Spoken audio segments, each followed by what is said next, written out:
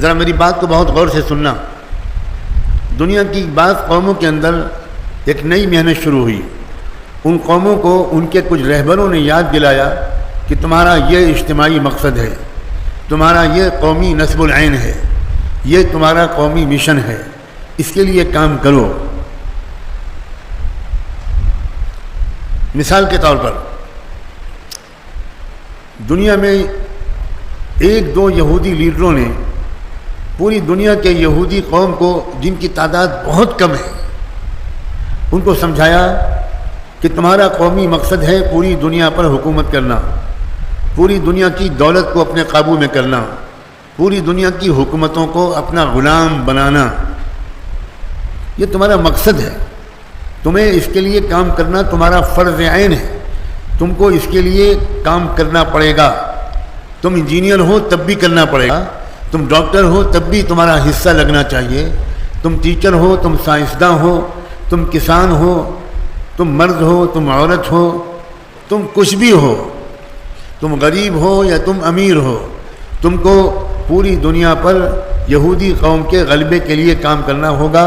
اپنا وقت لگانا پڑے گا، اپنا پیسہ خرچ کرنا پڑے گا، سفر کرنا پڑے گا، وطن چھوڑنا پڑے گا، ہجرت کرنی پڑے گی، قربانی دینی پڑے گی، تکلیفیں برداشت کرنی پڑیں گی. یہ بات سمجھائی کچھ یہودی لیڈروں نے اپنی یہودی قوم کو پوری دنیا میں گھوم گھوم کر. اور جب کوئی بات سمجھائی جاتی ہے تو قوم کی ایک تعداد اس کو قبول کرتی ہے. یہ ہمیشہ کا تجربہ ہے. چنانچہ یہودی قوم کی ایک تعداد نے اس کو قبول کیا، سنجیدگی سے اس کو سنا، اپنی غلطی کو اعتراف کیا کہ ہم نے بڑی غلطی کی، کہ ہم نے یورپ میں اپنے گھر بسائے، America, Germany, Australia, Canada, New Zealand, France, London, ہر جگہ ہم نے شاندار فیکٹریاں کھولی، کاروبار کیا، بڑے مزے والی زندگی گزاری، لیکن ہم نے اپنی قوم کے لیے کچھ نہیں کیا. لوگوں کے اندر ایک احساس جاگا، فکر مندی آئی. کچھ یہودیوں کے اندر انہوں نے مال لگانا شروع کیا، انہوں نے ہجرت کی، انہوں نے امریکہ اور یورپ میں بڑے آرام والی زندگی کو چھوڑ کر وہ فلسطین میں جا کر بسے. اس فلسطین میں جہاں نہ پانی تھا، نہ بجلی تھی، نہ مکانات تھے، جہاں مکھیاں تھیں، جہاں مچھر تھے، جہاں غربت تھی، جہاں کچے مکان بھی نہیں ملتے تھے. جرمنی اور امریکہ اور یورپ کے ہزاروں یہودیوں نے اپنی ٹھاٹھ دار زندگی قربان کر کے، قربانی دے کر وہ یہودی قوم کی سربلندی کے لیے فلسطین میں ہجرت کر کے جا کر بسے. مجھے یقین ہے کہ شاید یہ بات آج آپ کے کان میں پہلی بار پڑ رہی ہوگی.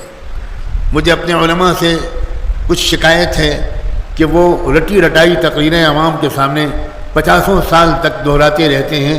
تازہ مطالعہ کر کے علم کی روشنی، ایمان کی طاقت کے ساتھ اپنے عام بھائیوں، بہنوں اور نوجوان بچوں اور بچیوں کے سامنے نہیں رکھتے.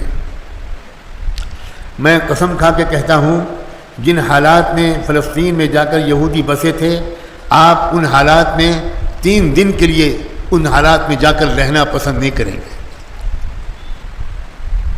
قربانی دی انہوں نے، اپنے اجتماعی مقصد کے لیے قربانی دی، اپنے قومی نصب العین کے لیے قربانی دی. قومی نصب العین غلط تھا، یہ الگ بات ہے. میرے نزدیک غلط تھا، آپ کے نزدیک غلط تھا، لیکن ان لوگوں نے اس نصب العین کو، اس مقصد کو تسلیم کیا کہ ہاں ہمارا مقصد یہی ہے. اس کی وجہ ہے، اس سے پہلے تک یہودیوں کے اندر ایک روایت چلی آ رہی تھی. میری یہ بات بہت غور سے سنیں. یہودیوں کے ہاں ایک روایت چلی آ رہی تھی کہ ہمیں اپنی کھوئی ہوئی حکومت قائم کرنے کے لیے اور اپنی کھوئی ہوئی عزت کو بحال کرنے کے لیے خود کچھ نہیں کرنا ہے. جب وقت آئے گا تو ہمارا خدا ہم کو خود ہی وہ کھوئی ہوئی عزت دے دے گا، وہ کھوئی ہوئی حکومت دے دے گا. وہ ایک بار پھر ٹیمپل بن جائے گا، ہیکل سلیمانی بن جائے گا، یہ ہو جائے گا اور وہ ہو جائے گا.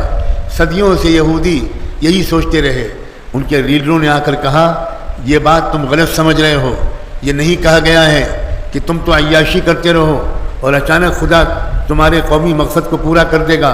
تم کو عزت مل جائے گی، تم کو حکومت مل جائے گی، تم کو طاقت مل جائے گی، تم کو غلبہ مل جائے گا. نہ کبھی ایسا ہوا ہے، نہ کبھی ایسا ہوگا. تم کو اس کے لیے محنت کرنی پڑے گی، قربانی دینی پڑے گی.